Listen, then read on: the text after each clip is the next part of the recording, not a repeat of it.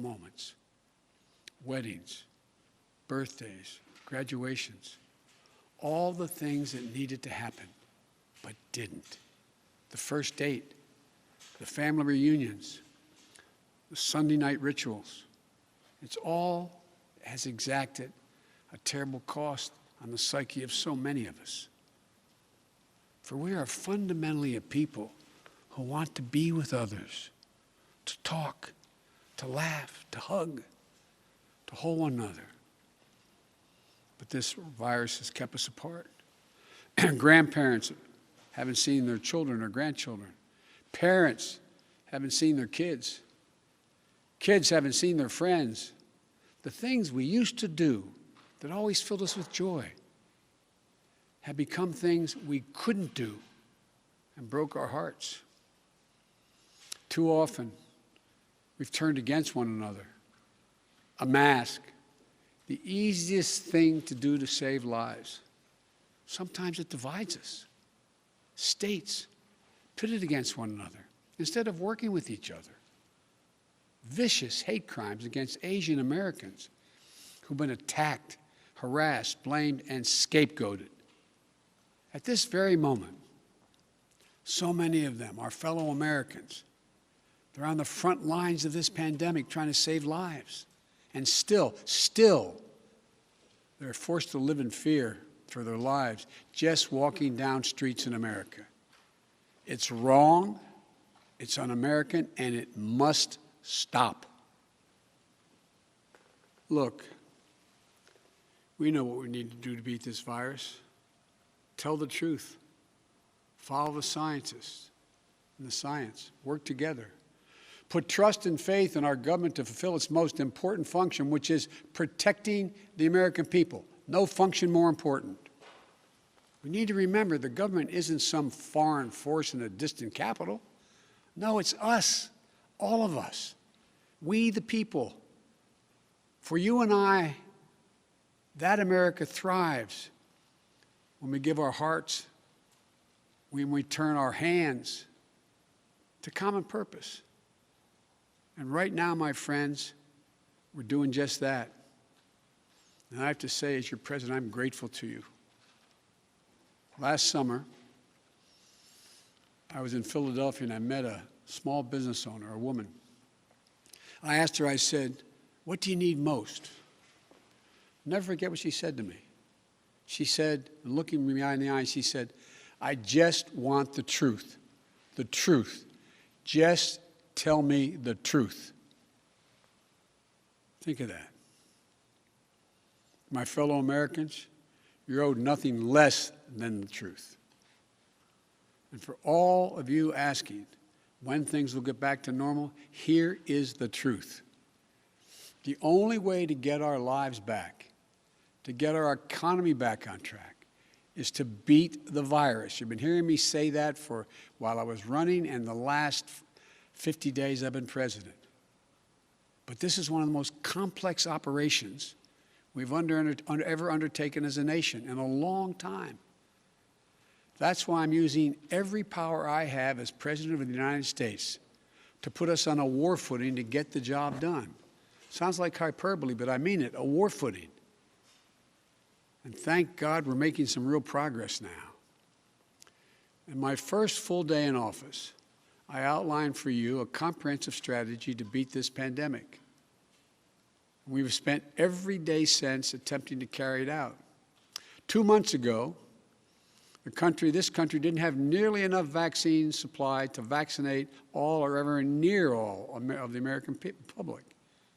But soon we will. We've been working with vaccine manufacturers, Pfizer, Moderna, Johnson & Johnson, to manufacture and purchase hundreds of millions of doses of these 3 safe, effective vaccines.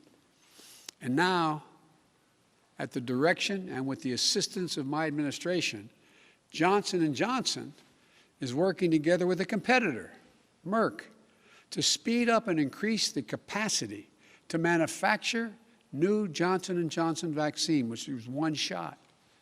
In fact, just yesterday, I announced, and I met with the CEOs of both companies, I announced our plan to buy an additional 100 million doses of Johnson & Johnson vaccines.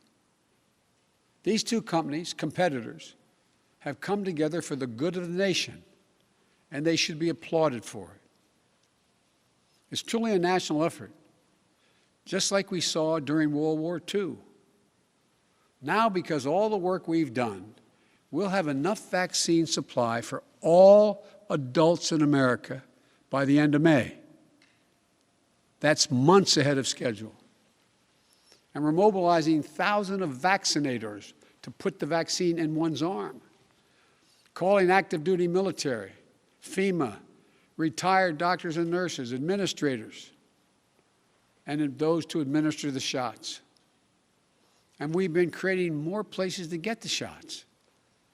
We've made it possible for you to get a vaccine at nearly any one of 10,000 pharmacies across the country, just like you get your flu shot.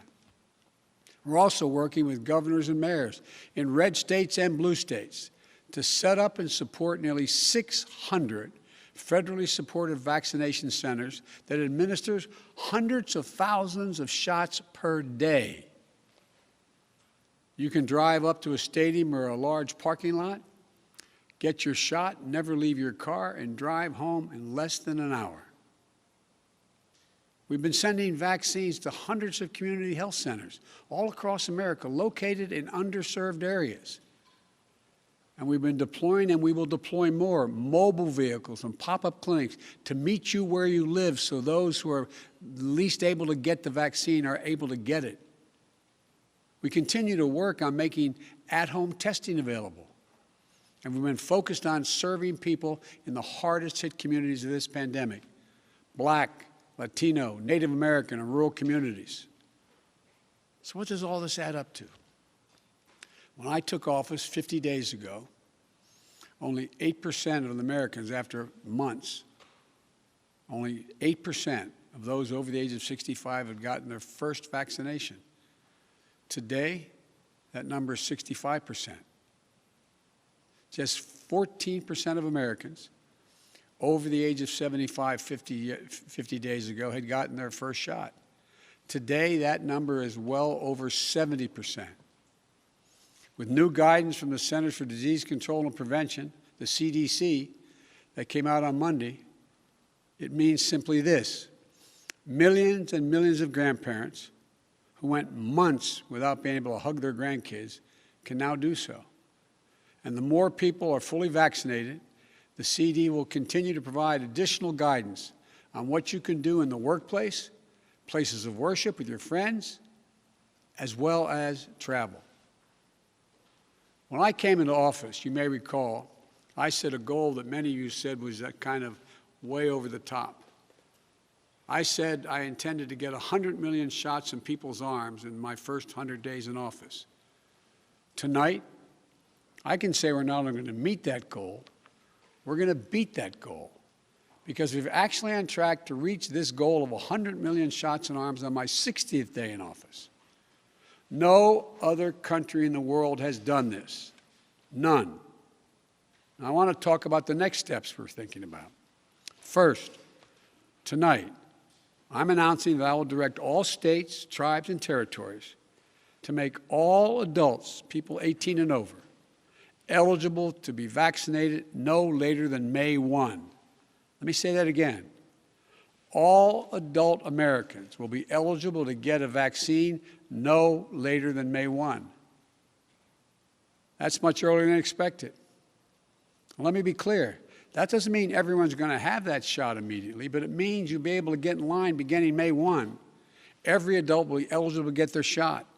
And to do this, we're going to go from 1 million shots a day that I promised in December, before I was sworn in, to beating our current pace of 2 million shots a day, outpacing the rest of the world.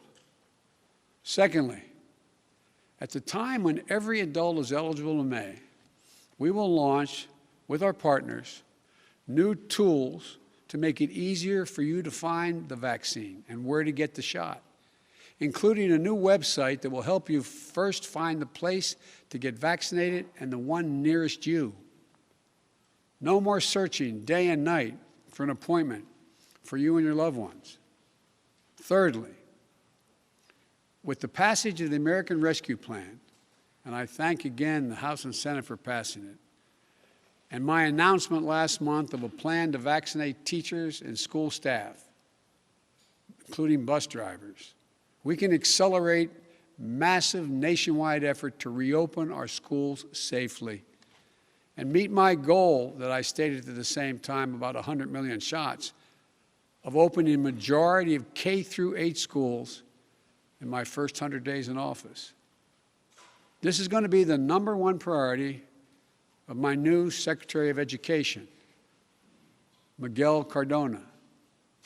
Fourth, in the coming weeks, we will issue further guidance on what you can and cannot do once fully vaccinated, to lessen the confusion, to keep people safe, and encourage more people to get vaccinated.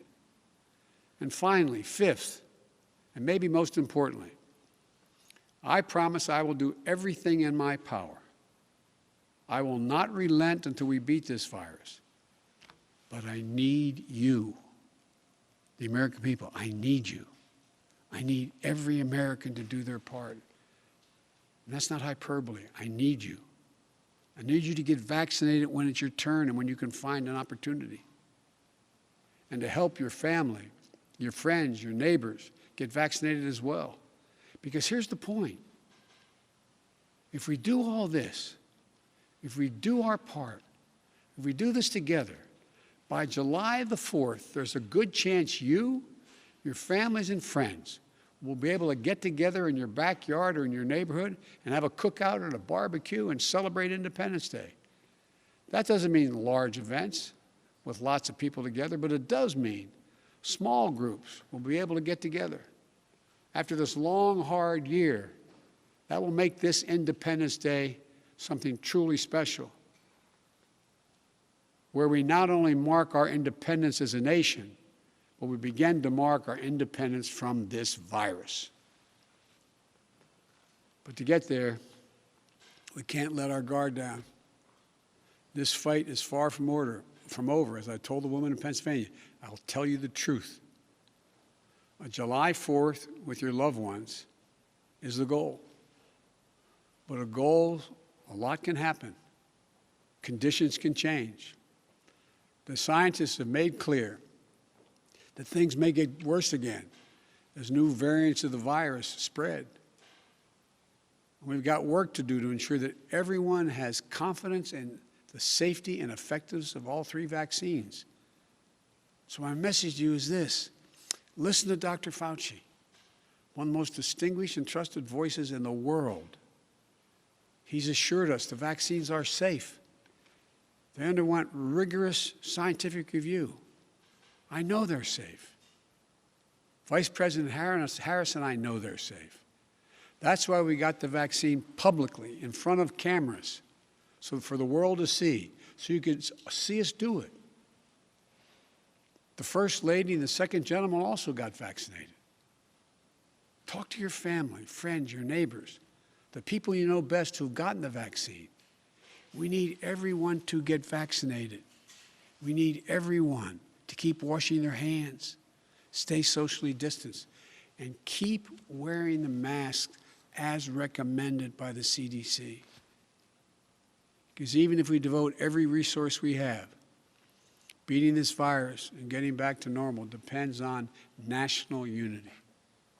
And national unity isn't just how politics and politicians vote in Washington, or what the loudest voices say on cable or online. Unity is what we do together as fellow Americans. Because if we don't stay vigilant and the conditions change, then we may have to reinstate restrictions to get back on track. And please, we don't want to do that again. We've made so much progress. This is not the time to let up. Just as we were emerging from the dark winter into a hopeful spring and summer is not the time to not stick with the rules. I'll close with this. We've lost so much over the last year. We've lost family and friends. We've lost businesses and dreams we spent years building. We've lost time with each other. And our children have lost so much time with their friends, time with their schools. No graduation ceremonies this spring. No graduations from college, high school, moving up ceremonies. You know, and there's something else we lost. We lost faith in whether our government and our democracy can deliver on really hard things for the American people. But as I stand here tonight, we're proving once again something I've said time and time again, to the probably tired of hearing me say it. I say it to foreign leaders and domestic alike. It's never, ever a good bet to bet against the American people. America is coming back.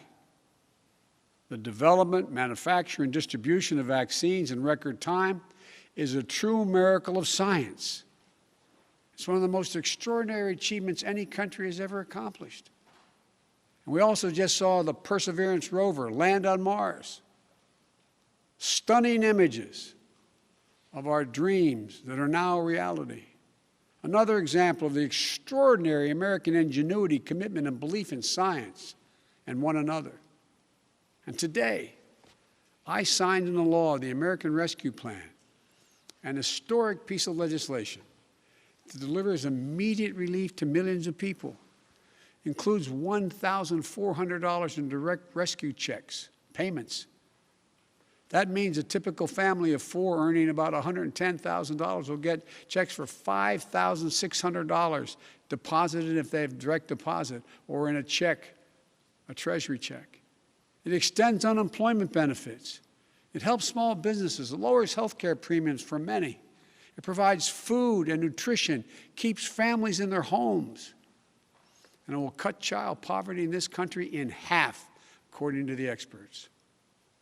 And it funds all the steps I've just described to beat the virus and create millions of jobs. In the coming weeks and months, I'll be traveling along with the First Lady, the Vice President, the Second Gentleman, members of my cabinet, to speak directly to you, to tell you the truth about how the American Rescue Plan meets the moment. And if it fails at any pace, I will acknowledge that it failed, but it will not. About how after long, dark years, one whole year, there is hope and light of better days ahead. If we all do our part, this country will be vaccinated soon. Our economy will be on the mend. Our kids will be back in school. And we'll have proven once again that this country can do anything, hard things, big things, important things. Over a year ago, no one could have imagined what we were about to go through. But now, we're coming through it. And it's a shared experience that binds us together as a nation. We are bound together by the loss and the pain of the days that have gone by. We're also bound together by the hope and the possibilities of the days in front of us. My fervent prayer for our country is that after all we've been through, we'll come together as one people, one nation, one America. I believe we can and we will. We're seizing this moment, and history, I believe, will record. We faced and overcame one of the toughest and darkest periods in this nation's history, darkest we've ever known. I promise you, we'll come out stronger with a renewed faith in ourselves, a renewed commitment to one another, to our communities, and to our country. This is the United States of America.